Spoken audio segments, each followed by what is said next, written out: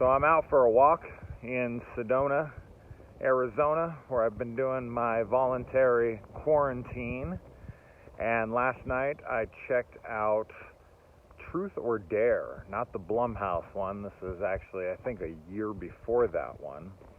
And it is currently streaming on Netflix. And it was requested by Peter Benavente, a patron of mine. And it's pretty windy out here, so I don't know how this audio is going to work out.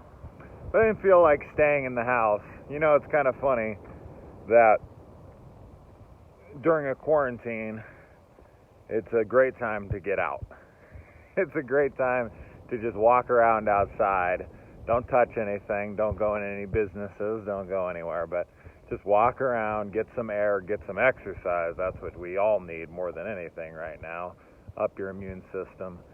But anyway, so I watched Truth or Dare last night, and I actually quite enjoyed it. You know, one thing I was surprised about was when I went on to IMDb, it had it listed rating-wise at TV 14, and I don't see how that's possible, to be completely honest. I don't remember there being any cussing, but I felt like there was a decent amount of gore and violence in it that would warrant a TVMA or a R rating. But I dug the movie. I was, you know, it's a typical kind of flick with the teeny boppers going and playing a game, and everyone thinks it's a big joke at first, and then as it continues they realize, oh shit, this is for real. And it does kind of follow those similar tropes, but for some reason I actually found myself interested in the characters. I found myself I think really what it really came down to for me was the dares and how the characters played off of each other, whether they were empathizing with one another or turning on one another, helping one out, you know, helping each other out, coming up with intelligent ways to try to do the dares, but also survive the dares. I actually thought that was all pretty well done. Another thing that surprised me is that the game doesn't just take place all in the same location. Like, I thought for sure they went to the house to play and the whole movie was just going to take place there. But it actually doesn't. And that ended up being a surprise to me, because when it happened I was like, oh wow, okay, so all right, this is gonna move around a bit. And it did, and I thought the movie was better for it. And then things kind of wrap up. You know, at the ending, it does kind of end abruptly and leaves these questions, but I was pretty satisfied. I still was like, okay, that's how it ended? Like, interesting. I was kind of wanting to know what happened and why that happened, so I was a little bit confused on that. I know this is the kind of movie that a lot of people would watch and would be rolling their eyes throughout, and this is not a movie for everyone. Anybody that's against those typical kids get in a house, play a game, things go wrong, they die one by one, the character seems stupid to you, teenage idiots, or, well, these people are more in their 20s, but still, you know what kind of movie I'm talking about. The supernatural element takes over, forces them into a truth or dare game. But I thought it was far superior to the Blumhouse one. And I know everyone hated the Blumhouse one. I thought the Blumhouse one was fine. Look at this view. Look at this view. And then look behind me, too. Like all the mountains out there. I don't even think you can really tell. But this is the place to walk right here, man. It's a golf course out here. I just kind of wanted to get out and take a walk. I'm actually pretty far from the house now. I've been riding my bike. Well, actually, it's not my bike. It's just the bike at the house.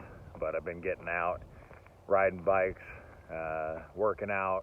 I mean, I work out all the time, but like working out outside. It's been exciting. It's been refreshing. It's been very healing for me. So that's all been great.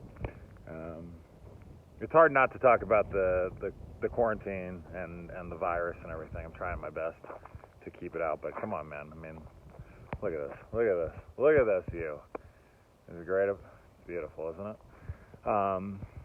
But yeah, as far as spoilers go, I guess I could get into some spoilers just because talking about the dares and the truths and all of that. So I guess if you haven't seen the movie, you can shut it off here. I'll get into some spoilers because Peter obviously wants me to talk about that as well. So I'll do that. The dares as they went, I felt like the girl, now, of course, it's gross, and of course, I wouldn't want to do it and all this, but eating burnt human flesh versus, like, burning your hand or electrocuting yourself near to death or any of that stuff, eating some burnt flesh on the pan, I mean, I get it. She was a vegan, right? But I don't think being a vegan, I guess a vegan adds to it because she doesn't eat meat at all. But that's a light one. That's a real light one. And then, of course, people had to admit some truths. One of them couldn't even do it. Like, probably the worst one of them, or should I say the easiest one of them, would have been, are you an addict? And yes, she's in denial, and a lot of addicts can't admit it, and this and that, and it ends up killing her. She ends up dying because she can't admit she's a fucking addict. And she kind of does admit she's an addict, to be honest. She's like, look, I got in a car accident. These are prescribed pills. You know, I'm on drugs, but they were prescribed.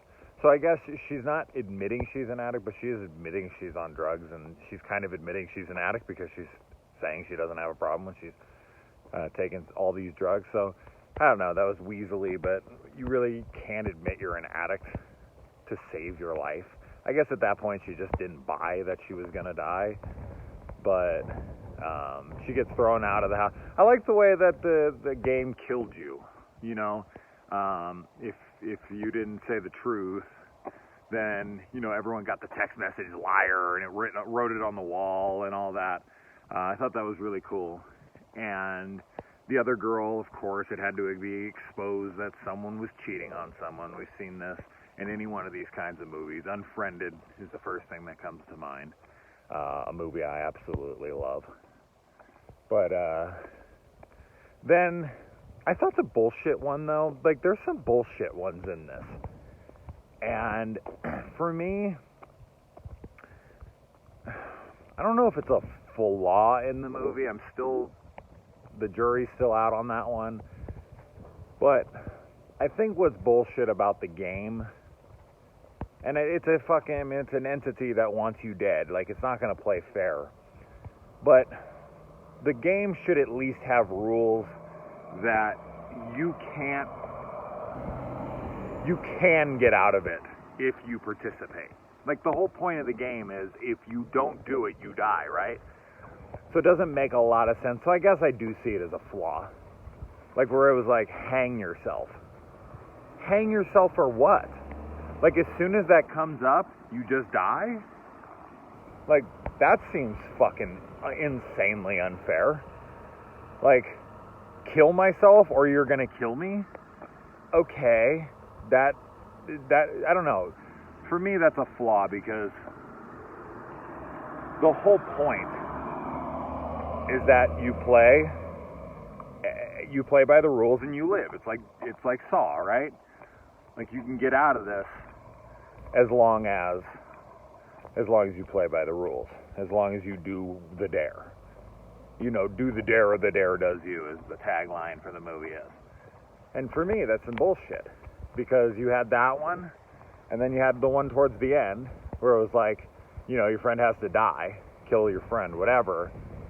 And it's like, I guess that one's a little more, I think that's what it was, right? Wasn't it kill your friend or something? And then she ends up killing them, like both of them. She's like, no, we don't have to. We don't have to. And then she just smashes into a tree. And I thought for sure that that was going to, you know, show the aftermath and them in the hospital or something. Maybe they ran out of money because then the credits just rolled. And I was like, wait, what? So did they both die? She was like, oh no, you don't have to die. And then they both died? That just doesn't add up. So the ending for me was kind of like, she essentially said, oh, we don't have to die. You know, you don't have to die. And then she just wrecks him into a tree, and then the credits roll. It was a very abrupt, weird ending that I was so confused by. But yeah, like, hang yourself? Huh? I like the rob the bank one, especially after the guy he has to go into the place with a broken leg and try to rob a joint, which he doesn't do with a mask. So I guess they weren't really thinking about, you know, the ramifications of what was going to happen after. You just wear something over your face. But he doesn't, and they go out, and it is. I mean, if you really think about it, the way the game plays out, it plays out in a way that it's going to look like you killed yourself, or you went out and you did something that got you killed, like robbing a bank or something. You know, it's not overly supernatural in the way that it plays out. So I liked that.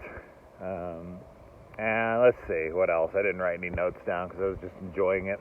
In fact, I didn't really even think that I was going to do a spoiler review, but in the middle of it, I was like, oh, I guess you probably would want to hear my overall thoughts, spoilery. So let me think what else happened. I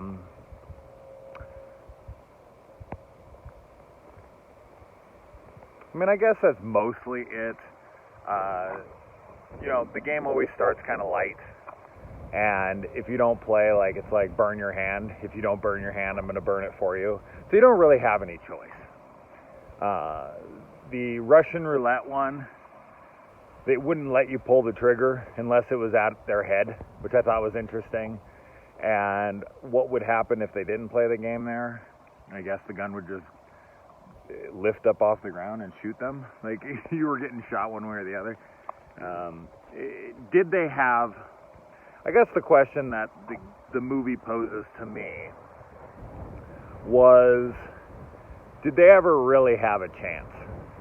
Oh, in that opening where the girl, like, becomes a fucking chemist, and she, like, mixes up baking soda in water and then puts it all over her head to protect her from the acid, and she survives the game like that because that's her last dare. Really cool. As I said, there's a lot of thought put into how these people deal with their dares. Like, the guy grabs the electric cords, and as he does, the guy goes and tackles him out of it with a blanket. Like, that's smart. That's actually smart writing. That's actually characters who are being, you know, intelligent with how they handle these things. Like, we have to do it, you know, and here's how we can do it. And they come up with it quick, and it actually makes sense. It's not bullshit. So I dug that about the movie. I think that was probably my favorite part of the film, was like how the dares were taken by them and how they weren't total idiots about everything. Because in this situation, anybody who's like, oh, well, this is stupid, why didn't they do it like this? Get the fuck out of here. Like, these are impossible situations. And that's what I always talk about with movies, is like, if you think that your, you know, characters just have to be idiots, they don't. You just have to write your situations smarter than your characters can be. No matter how smart they get, put them in a situation that's absolutely impossible. And this is an absolutely impossible situation. They tried everything that they could to get out of the house. It wouldn't happen. They tried to not do the dares. Didn't happen. They did do the dares, and it went through. Like, so They really did, and they only had so much time. I mean, imagine being in a room where supernatural things are happening, and you have 2 minutes to decide. Otherwise, the dare is going to do you. I guess with truth, if you don't answer truths, which truth seems super simple, but if you don't answer a truth, it kills you. It just kills you. So the truth one actually seems to be a little more harsh, because the guy who didn't do the hand burn, it just burned his hand for him. He didn't die because he didn't do the dare. Like, the dare did it for him. But with truth is harder, man. All you got to do, truth is the easiest one, but what I'm saying is that you get the strongest punishment for it. You instantly die if you don't answer correctly. And so I thought that was kind of interesting. Like, a dare is supposed to be, is the harder one to do in the moment, but if you don't do it, it's not as punishing as just the easy truth. Which actually kind of makes sense, because it's like, come on, I gave you such an easy one. If you can't do this one, then I'm just going to fucking outright kill you. But yeah, admitting you're an addict, admitting you had sex with someone, that is nothing compared to fucking hanging yourself. Which I still think the hanging yourself one is a flaw in the movie. Now, killing your friend, that I can see, because it's not you get to live if you do it. So at least that one, it makes some sense. But that all being said, I had a good time with it, Peter. So thank you for recommending it to me. I probably would have never watched it otherwise, but I do recommend it. I had a good time with it. If you're into these kinds of flicks, I thought it was a totally good time. I really did enjoy it. I'd watch it again for sure. So Peter, thank you as always, and stay safe, stay in, be responsible, and see you soon.